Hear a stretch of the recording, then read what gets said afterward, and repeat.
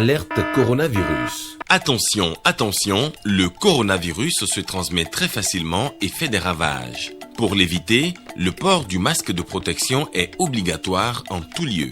Dans l'administration publique ou privée, dans les réunions, les rencontres, dans les marchés, les magasins, les boutiques et lors des déplacements, le port du masque est obligatoire. Même dans les lieux privés, dès lors que l'on n'est pas seul, le masque doit être le fidèle compagnon.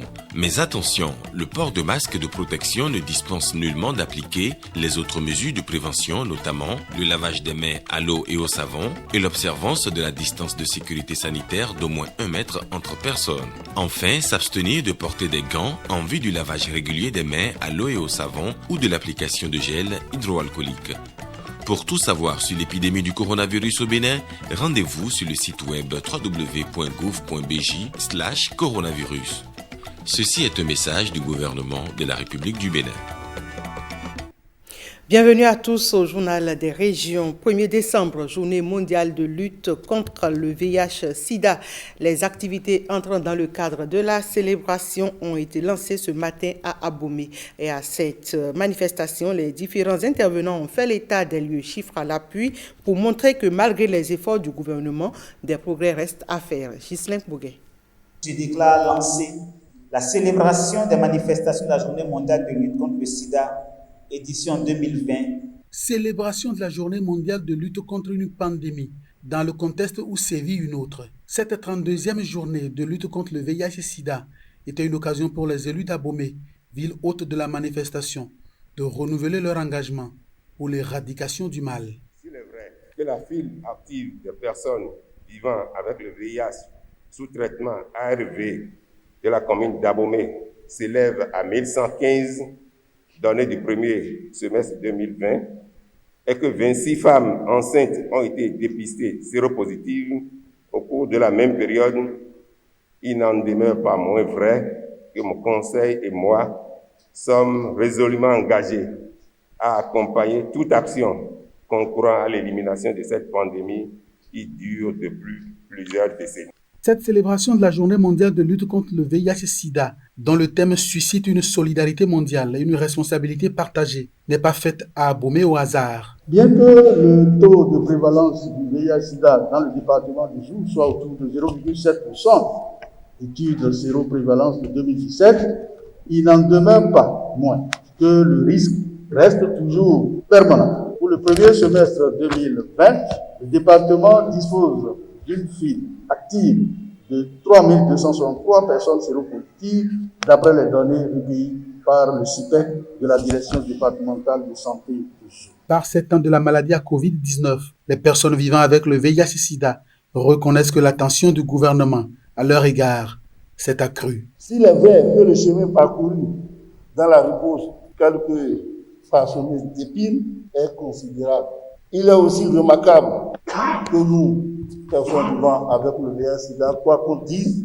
le gouvernement de son Excellence, le président Talon, a changé la donne. La pandémie à Covid-19 menace les progrès réalisés et accroît les inégalités. La Covid-19 menace les progrès accomplis au cours des 20 dernières années dans le domaine de la santé et du développement, y compris pour ce qui est des avancées dans la lutte contre le VIH. La pandémie de Covid-19 accentue les inégalités existantes, comme l'ont fait les autres épidémies avant elle.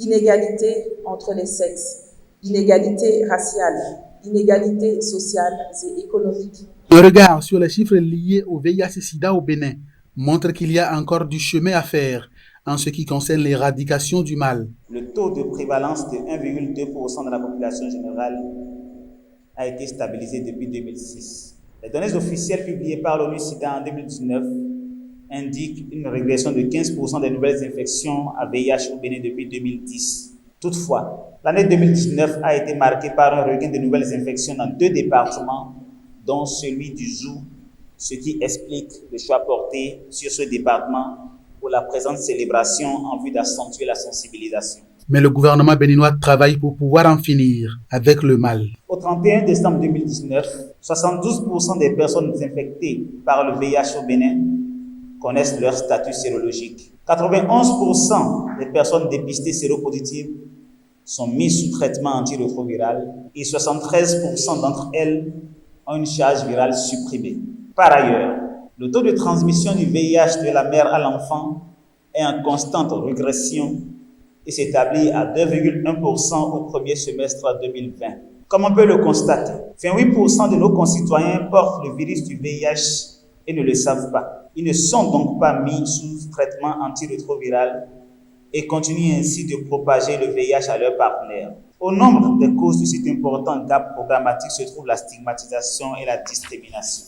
C'est pourquoi le BNA a décidé dans son plan d'urgence de mettre en place une stratégie nationale de démédicalisation du test du VIH en vue d'accroître le nombre de PV-VIH connaissant leur statut sérologique. Autant dire que la lutte continue. Activités politiques dans les régions, le mouvement des plateaux d'Abomey et d'Agoni apporte son soutien à Patrice Talon. Les membres du mouvement l'ont déclaré dans la matinée du samedi 28 novembre dernier à Abomey et c'était lors d'une réunion publique. Ils reconnaissent les efforts du gouvernement en ce qui concerne le développement des deux plateaux et l'encouragent à continuer dans cette lancée. On retrouve Ghislain Pouguet. Ils ont décidé de fédérer leurs efforts pour le développement de leur localité.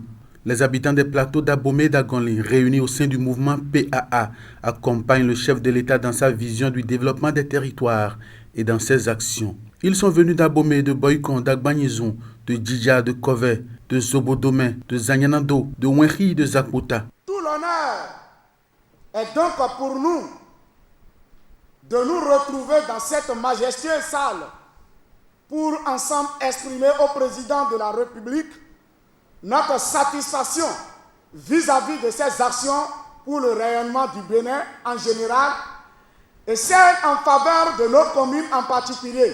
Je voudrais remercier chacun de nous ici présents qui avons cru à la couleur des idéaux du PA et qui va marquer le début d'un péril qui conduira à l'installation des démembrements dans chaque commune et chaque arrondissement pour faire adhérer toute la population du jour à leur association identitaire. Le PA est plus fier des réalisations du gouvernement depuis l'arrivée du réformateur audacieux et rationnel qu'est le chef de l'État, son Excellence Patrice Athanase Guillaume Talon. Et en matière de réalisation sur les plateaux d'Abomey et d'Agoni, la liste est longue. Mise en place dans plusieurs écoles, à l'instar de tout le pays, des cantines scolaires.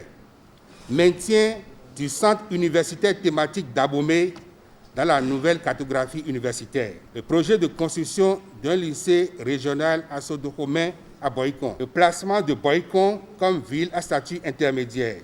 La création de plusieurs commissariats urbains et des commissariats d'arrondissement pour assurer la sécurité dans toutes les régions des deux plateaux. Aménagement de la vallée pour booster la production agricole à Wenri. A ajouté les nombreuses réalisations en termes d'infrastructures telles que la route Kovek-Banamé-Panouyan et ses bretelles Zakpota-Kogede et Kovek-Banamé, l'axe Abomey-Agbagnézon, la construction de plusieurs axes dans Boycon, Djidja, Abomey. Le mouvement PAA annonce son soutien sans condition au chef de l'État pour la poursuite des réformes, réalisations et actions qu'il a lancées.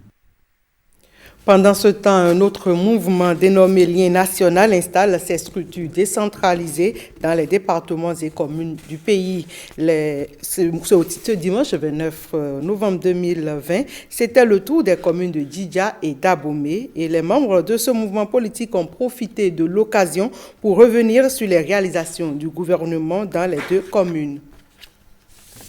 Les responsables du mouvement politique Lien National sont à Djidja pour installer la coordination communale du mouvement. Une coordination dirigée par un bureau de 25 membres, conduit par Habib Dodometi. Notre pays subit des mutations positives dans tous les domaines. Les routes sont en cours de bitumage dans tous les départements du pays. Je m'en voudrais de ne pas citer dans notre commune la route Mounion, Abomey Djidja, dont le bitumage est actuellement en cours. La commune de Djidja avait d'énormes problèmes en matière de fourniture en eau potable.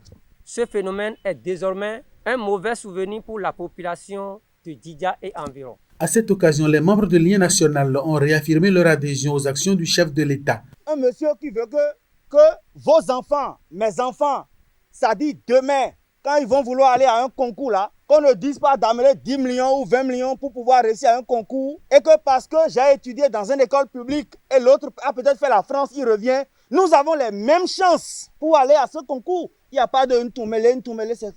Un monsieur comme ça, là, on peut ne pas le soutenir. La même opération d'installation de coordination communale s'est tenue à Abomey. La coordination de l'Union nationale de la cité historique est conduite par Brice Awecha. Je n'en voudrais de ne pas citer dans notre commune la route Église Saint-Michel, Carrefour, Zouzomé, la route Mairie, Carrefour, Jassa, etc.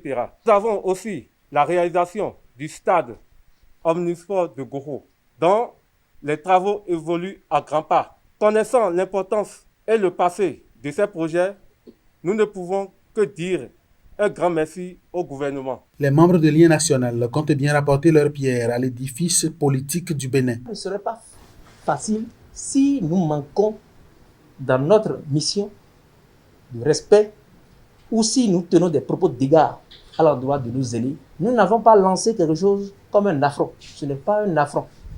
Nous apportons de l'eau au moulin des partis politiques. Est-ce que, en restant fidèles à nos leaders politiques et en leur faisant parfois des propositions, est-ce que ça, c'est déjà manquer de respect? Le lien national continuera l'installation de ces structures décentralisées dans tout le pays. Une nouvelle politique pour la pêche et l'aquaculture au Bénin au cœur d'un atelier de validation à Grand Popo. Les acteurs du sous-secteur halieutique ont été conviés pendant 2 jours à apporter leur expertise en vue d'améliorer les nouvelles bases de développement de la pêche au Bénin. L'objectif global de cette nouvelle dynamique vise à rendre le Bénin autosuffisant et créateur de richesses dans le secteur. Toyon Doudeji Fatina était le reporter. Il y a 10 ans, une politique pour le développement du secteur halieutique au Bénin a été élaborée. Malheureusement, cette dynamique est devenue caduque après des années d'inactivité. Soucieux de voir ce secteur s'améliorer, le gouvernement béninois a commis des experts pour l'élaboration d'une nouvelle politique. Elle va désormais prendre en compte les récentes données au plan national et sous-régional. Par exemple, la politique halieutique de la CEDEAO doit être prise en compte par le document en validation pour une meilleure intégration sous-régionale. Il s'agira d'étudier la pertinence de la revue analytique qui a permis aux consultants de proposer les pistes d'actualisation du document de politique et de stratégie nationale de la pêche et de l'aquaculture du Bénin et de son plan de mise en œuvre conformément aux nouvelles orientations du programme national d'investissement agricole et de sécurité alimentaire et nutritionnelle du Bénin. D'amender et de valider le document de politique et de stratégie nationale de développement de la pêche et de l'aquaculture et de rédiger le rapport de l'atelier de validation.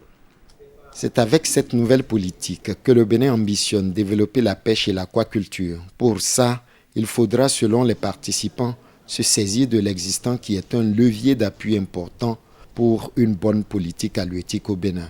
C'est la même qui vise à l'amélioration de la performance, la compétitivité, la production de la richesse et l'emploi à travers une professionnalisation du secteur. Alerte coronavirus. Attention, attention, le coronavirus se transmet très facilement et fait des ravages. Pour l'éviter, le port du masque de protection est obligatoire en tout lieu. Dans l'administration publique ou privée, dans les réunions, les rencontres, dans les marchés, les magasins, les boutiques et lors des déplacements, le port du masque est obligatoire. Même dans les lieux privés, dès lors que l'on n'est pas seul, le masque doit être le fidèle compagnon.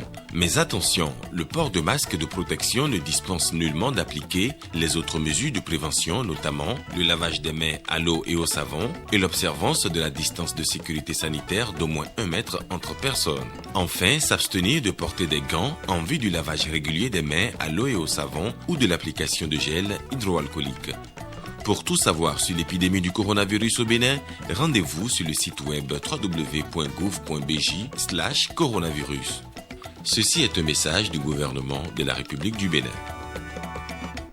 www.ortb.bj, c'est le site web sur lequel vous pouvez revisiter ce 19h. Merci mesdames, messieurs pour votre aimable attention.